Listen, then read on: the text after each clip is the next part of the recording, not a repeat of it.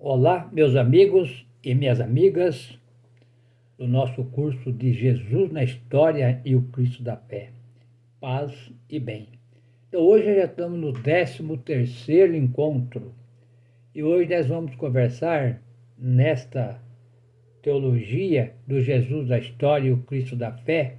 Nós vamos estudar Jesus na História, suas origens. E para a gente conversar sobre Jesus da História e as suas origens, a gente sabe que nós estamos no ano 2025. E Jesus, esse ano 2025, são 2025 anos que Jesus nasceu.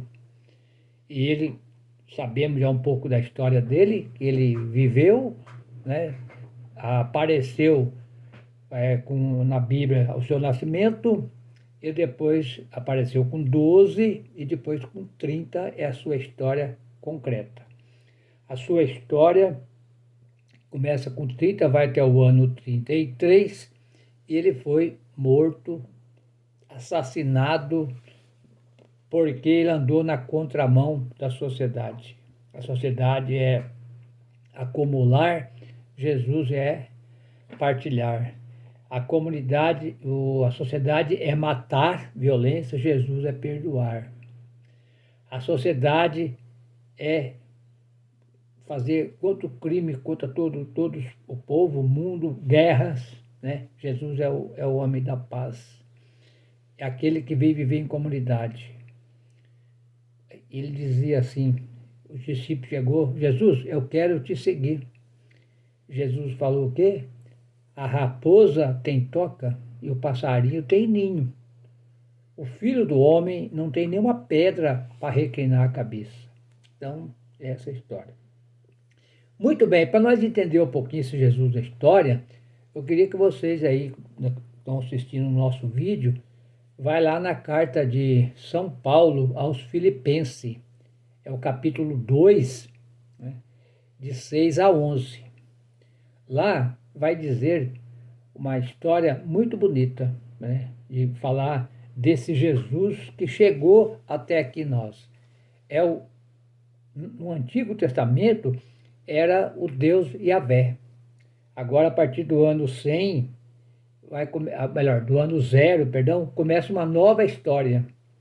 Esse Jesus, aquilo que estava para trás, tem valor. Olha para trás e vê. Só que agora é uma novidade. O mundo está caminhando. Então agora Jesus é a grande novidade. Então lá na carta de São Paulo aos Filipenses, vai dizer assim, né? Ele estando na forma de Deus, não usou o seu direito de ser tratado como Deus, mas despojou-se, tomando a forma de escravo e tornando-se semelhante aos homens. E reconhecido em seu aspecto como um homem, abaixou-se, tornou-se obediente até a morte, e a morte sobre uma cruz.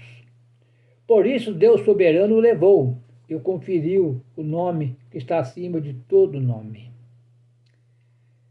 Essa carta, esse hino da carta de São Paulo, então vai dizer a grande importância, né? Até vamos aprofundar um pouquinho aqui, então, essa carta, né? Para nós ver a grande importância desse Jesus, né, que veio aqui, passou por essa terra, ensinando o bem. Vamos lá na carta, e aqui pegar um pouquinho do aprofundamento, tá? Do que essa carta vai falar aqui para nós, aqui na Bíblia, já estou achando aqui, sabe? E nós vamos ver a importância, então, dessa carta, né? Muito bem. A carta de Filipenses, capítulo 6, né? E começa capítulo 2, versículo 6. Então ela vai dizer assim, olha, ele estava na forma de Deus. Forma de Deus, mas é interessante esse termo aqui, ó, eu até coloquei aqui na tela, tinha a condição divina. Em grego, ele tinha a forma divina. Forma divina. Mas ele renunciou o direito de ser tratado como Deus. Olha que interessante. Quer dizer, eu sou Deus, sou poderoso, vem aqui, vocês vão me obedecer, que vocês vão para o céu, vão para o inferno, blá. Não. Ele se renunciou. Ele veio aqui como um simples ser humano. Um homem. Né? Como também podia ser uma mulher. É ser humano. Homem e mulher é ser humano. E ele veio para mudar completamente o modo de pensar. Lá no Evangelho segundo João, no capítulo 3, versículo 16, diz assim: Deus, aqui Deus Pai, enviou o seu Filho único ao mundo, não para condenar o mundo, mas para salvar o mundo. Mas infelizmente ele não salvou. Concorda? Como é que está o mundo hoje? Muita gente passando fome, muita gente morando na favela, violência, guerras, doenças, fome, um querendo fazer bomba para matar o outro, um querendo acabar com a vida do outro. Foi isso que Jesus ensinou? Não. Você é pobre? Vem. Você é prostituta? Vem. Você é ladrão? Vem. Você é pobre? Vem. Você é rico? Vem. Eu estou falando da Bíblia, vocês podem olhar lá. O homem mais rico, Zaqueu, Jesus passou e estava em cima da árvore. Jesus, Zaqueu, desce daí que eu quero comer na sua casa hoje. E foi. Quando chegou lá, o Zaqueu diz: olha, Senhor, está no Lucas capítulo 10, capítulo 19, de 1 a 10. Senhor, se eu roubei, eu vou dar metade para os pobres. A minha riqueza eu vou dividir a metade para os pobres. E aquilo que eu roubei, eu vou devolver 4 vezes mais. O que Jesus falou para ele? O homem mais rico de Jericó. Hoje, Deus entrou na sua casa. Esse também é um filho de Abraão. Quer dizer, é o rico que mudou a estrutura. O moço rico chegou lá: Jesus, o que eu devo fazer para entrar na vida eterna? Jesus falou: por que você me chama de bom? Bom mestre, o que eu devo fazer para entrar na vida eterna? Por que você me chama de bom? Bom é só Deus. Olha que humildade. Quer dizer, ele se rebaixou. Aí ele falou para o moço rico: vai lá, venda todos os seus bens, dê esmola para os pobres e vem seguir-me. Esse moço vendeu os bens? Não. Então não voltou. Então era o projeto dele, ninguém é obrigado a ficar. Então, olha lá, ele se renunciou ao direito de ser tratado como Deus. Pelo contrário, esvaziou a si mesmo, tornando-se servo, tornando-se semelhante aos homens. Servo aqui é o servidor, é escravo. Mas em nenhum lugar da Bíblia e na história diz que Jesus foi escravo. Não, ele não foi escravo, é um homem livre. Mas ele diz, escravo, quer dizer, servo é servir, eu vim aqui para servir. O que ele fala para os discípulos? Os poderosos se acumulam para querer poder. Né? Quem quiser ser o poderoso e a poderosa, se rebaixa. Quem quer ser poderoso é trabalhar. Porque eu não vim para ser servido, eu vim para servir. É o projeto de Jesus da história. Na sua origem, ele diz aqui, olha lá, rebaixou-se a si mesmo, fazendo obediente até a morte, e a morte numa cruz. Por isso Deus o exaltou e lhe deu um nome que está acima de todo nome, que é o Salvador da história. Então, pessoal, aqui já começamos então o nosso curso de Jesus na história, a origem daquela pessoa que quer abaixar, aquela pessoa que quer ser igual aos outros. Eu sou professor? Não, eu estou aprendendo também. Eu sou professor, mas eu estou aprendendo. Eu sou doutor? Sim, eu sou doutor, sou médico, eu entendo de muita coisa, mas para ajudar você. Eu sou advogado? Eu sou importante, mas para mim interpretar a lei, tudo para servir. Então, muito interessante. Esse é o primeiro ponto, então, Jesus ser uma pessoa igual a qualquer outro. Agora, quando a gente vai olhar lá na Bíblia, como é que é a sua origem? Quando eu olhar lá o Evangelho segundo Mateus, vocês vão lá. E como é que começa a história do nascimento de Jesus? Olhando lá o capítulo 1, do versículo 1 a 17, vai dizer assim, né?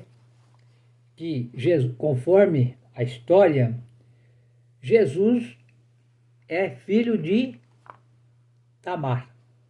Diz lá que ele é filho de Tamar. Ele pertence a Tamar. E a Tamar, depois da Tamar, vem a Raabe. Então diz que ele é também descendente de Raabe. Quem que é Raabe? Tamar está lá no Antigo Testamento, no Gênesis 38. E quem que é Tamar? Quem que é Raabe? Raabe é a prostituta de Jericó. Josué capítulo 2.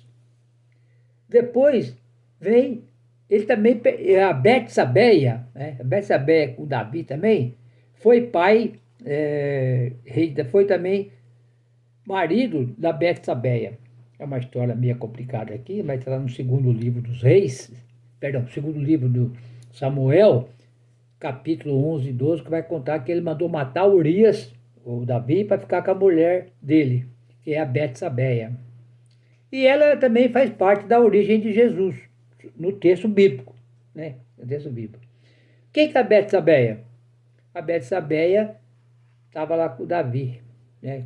Foi violentada, foi levada na mar para ficar com o Davi. Não foi, pode olhar lá na Bíblia que eu estou falando. Primeiro livro, segundo livro de Samuel, perdão, capítulo 11 e 12. Depois diz também que ele é descendente de Ruth. Então, Tamar, Raabe, Betsabeia e depois a Betsabeia, depois a Ruth e depois a Maria. Então, quer dizer, a Ruth é vó de Jesus, né? A Ruth, segundo a Bíblia, né? E quem são essas mulheres? Essas 4 mulheres, todas elas ficaram grávidas fora do casamento. Só vocês ler lá, tá? E são todas mulheres estrangeiras. E o pessoal de Israel detesta estrangeira. Então, são estrangeiras. Ah, Tamar é cananeia, é de Caná, da Galileia. Não, de Caná do Caná da Galileia é uma coisa. Aqui é o lugar de Caná, né? Que tem a terra de Judá. É cananeia. Então ela é cananeia. E a Raabe também é cananeia também, né? Jesus foi lá e encontrou com ela lá, né? É lá em Jericó. Também é cananeia, né? E a Betsabeia é hitita. E a Ruth é moabita. Então todas estrangeiras. E todas elas, você lê lá o texto, não é eu que estou falando, tá? É o texto que está falando. Todas elas ficaram grávidas fora do casamento. Então é uma história bem esquisita, né? Porque fora do casamento não pode. E depois, a partir do versículo 18, vai contar a história, então, do nascimento de Jesus, que ele é filho de Maria. Daí, vocês vão lá do capítulo 18, do capítulo 1 ainda, aliás, capítulo 1 do Mateus, do versículo 18 a 25. O que vai dizer lá? Eu vou ler um pedacinho aqui para vocês verem. Deixei marcado aqui já. Vai dizer assim, ó, versículo 18. Versículo 18 do Evangelho segundo Mateus. Vocês vão acompanhar comigo aí essa história aí, tá?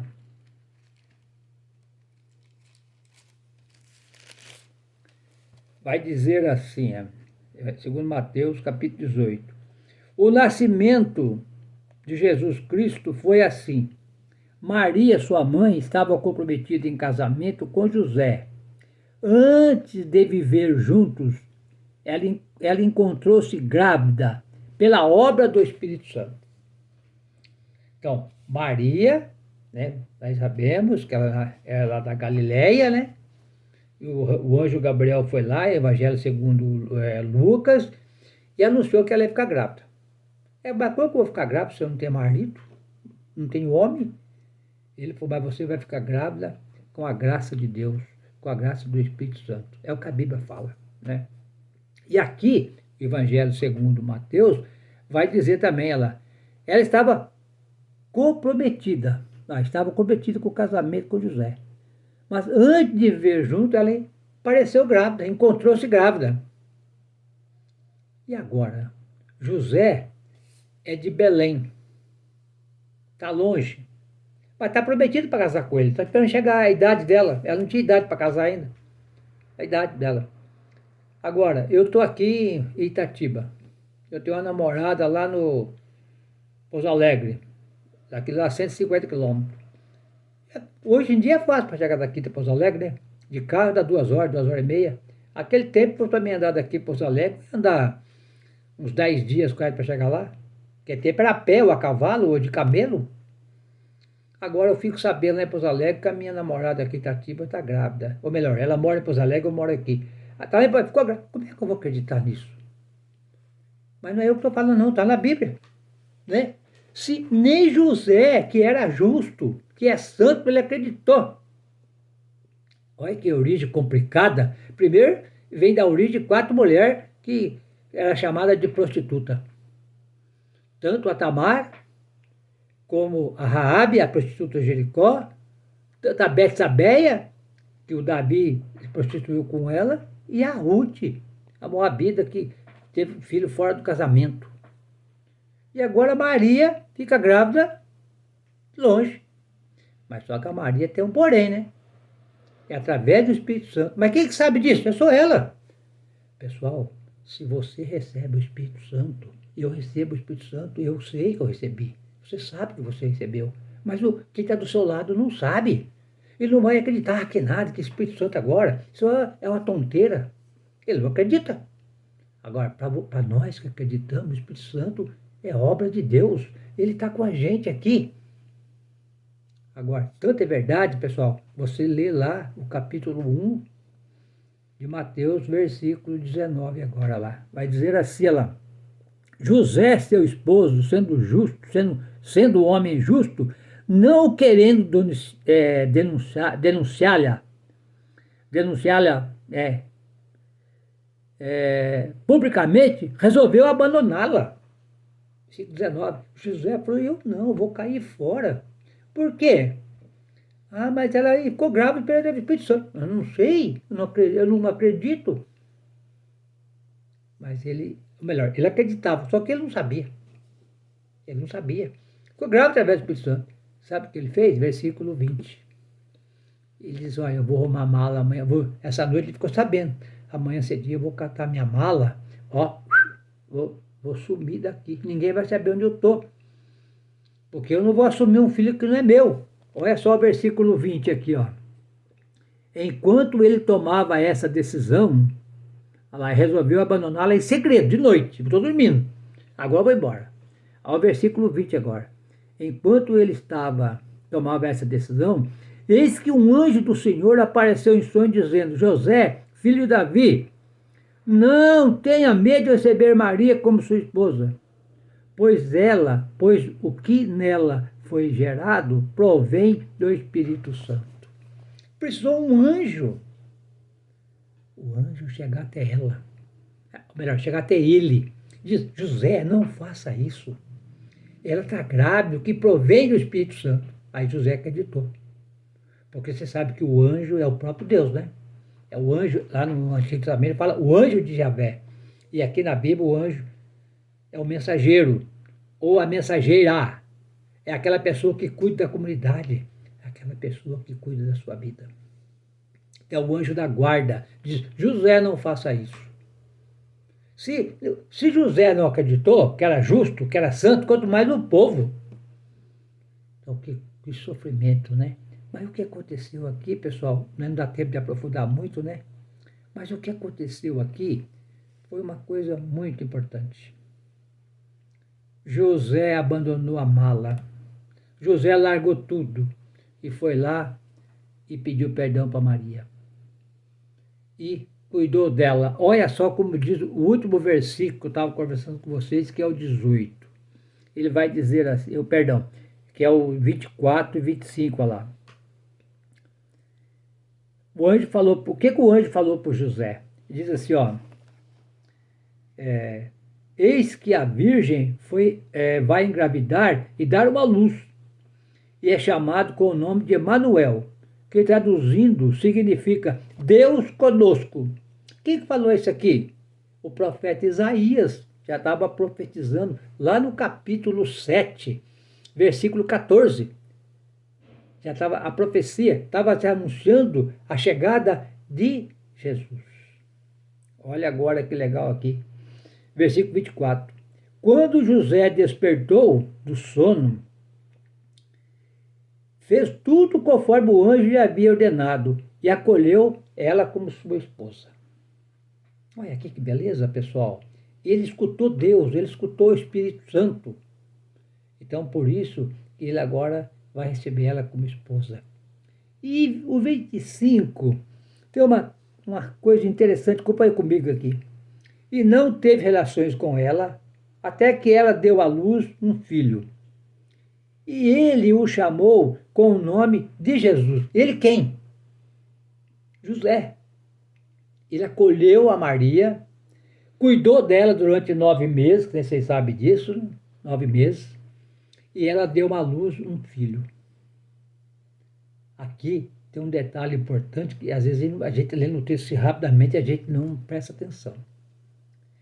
José teve a cara de pau de dizer que ele era o pai. Ele assumiu porque naquele tempo todas as mulheres, leia lá Tamar para vocês verem, está no capítulo 38.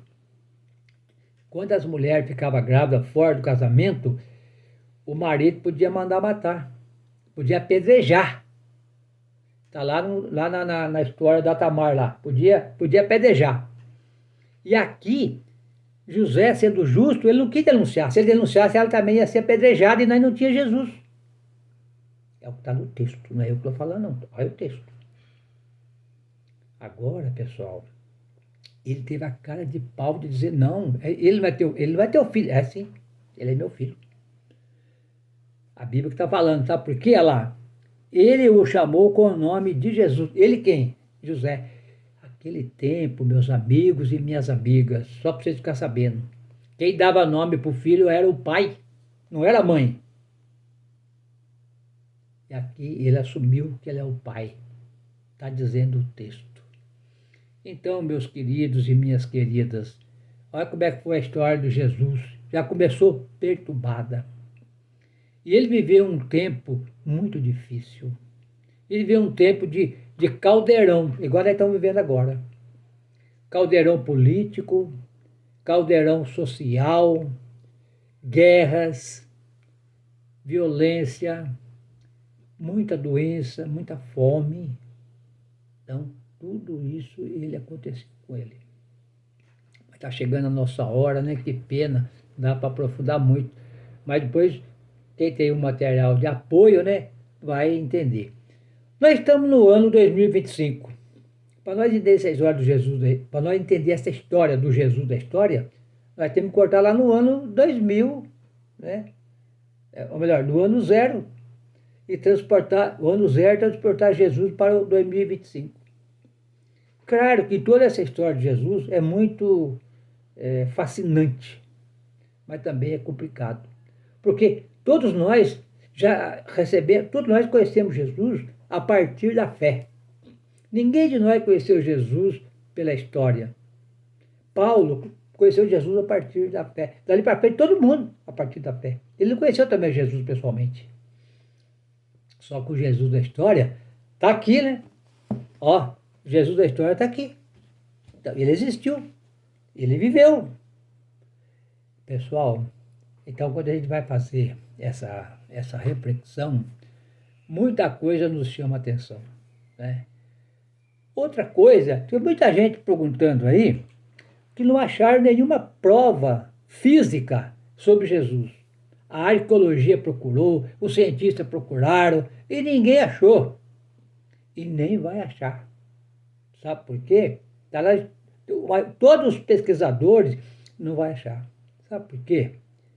Porque Jesus, fisicamente, ele não deixou nada aqui para provar que ele viveu aqui. Ou você acredita, ou eu acredito, ou não acredito. Nós estamos aqui falando a partir da fé, mas ele existiu. O que diz também a história, né? A história. Olha, quem morria numa cruz, normalmente que ficava lá até apodrecer. Os urubu que comia, ficava lá o cachorro lambendo sangue, não podia enterrar. Ah, mas o Evangelho fala que Jesus foi enterrado, então é uma exceção. Uma exceção. Aquele tempo o rei mandava matar até, chegou a matar até 500 pessoas por dia. Chegou a faltar madeira, segundo a história. Não tinha lugar de colocar mais o pessoal, mas ele, ele sobreviveu.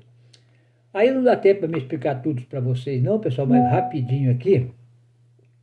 Então, quando Jesus foi morto, ele ressuscitou. Todos os evangelhos falam disso, isso aí não tem nenhuma dúvida, né? E lá no Evangelho segundo João, o capítulo 20, versículo de 1 a 10, vai contar uma historinha assim, ó. Logo de manhã, Maria Madalena foi lá no túmulo, não viu nada. Só viu pano, viu lá o sudário dobrado, ninguém viu nada. Depois, veio lá, contou para o João, o discípulo amado, não fala que é João, mas o discípulo amado de Pedro, saiu correndo. O discípulo amado chegou primeiro, mas não entrou. Chegou o Pedro, entrou. E ele viu tudo e acreditou. Mas viu o quê? Viu o lençol, viu o pano, cobertor, tudo jogado para lá. Ele viu o túmulo vazio. Mas aqui tem vou ver se vai dar tempo de fechar aqui. Se não der tempo, a gente grava um pedacinho depois, tá? Que eles viram lá que o Jesus estava todos os panos jogados, eles viram, né? Mas tinha um pano lá, olha esse papelzinho aqui, ó. Ele estava enrolado de um lado. Enrolado. Versículo 7, tá?